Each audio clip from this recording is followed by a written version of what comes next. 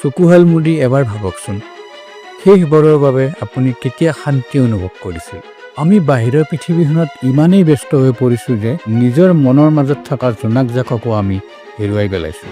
আমি সদায় কিবা এটা পোৱাৰ পিছত দৌৰি আছোঁ। কেতিয়াবা আনক নিজৰ লগত তুলনা কৰিছোঁ বা নিজকে আনৰ লগত তুলনা কৰিছোঁ। কোনোবা অতীতৰ দুখৰ এটি মুহূৰ্তক লৈ আজিও আমি যুঁজি আছোঁ। কিন্তু মনত ৰাখিব, যিটো চৰায়ে উৰিব বিচাৰে সি গধুৰ বোজা লৈ কেতিয়াও উৰিব নোৱাৰে।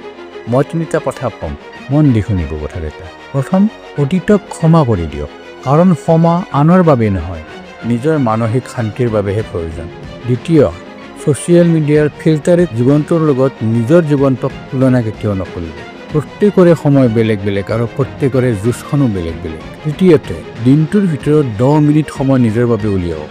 কোনটো দূৰত থৈ কেৱল নিজৰ নিশ্বাসখিনি অনুভৱ কৰক। মনটো দাপোনৰ দৰে, ইয়াত জোনাক তেতিয়াহে পৰিব যেতিয়া আপুনি অহেতুক চিন্তাবোৰ মনৰ পৰা আঁতৰাই পেলাব। মনৰ দাপোনত জোনাক বিলাই দিয়ক, কাৰণ শান্তি বাহিৰত নহয়, আপোনাৰ ভিতৰতে আছে।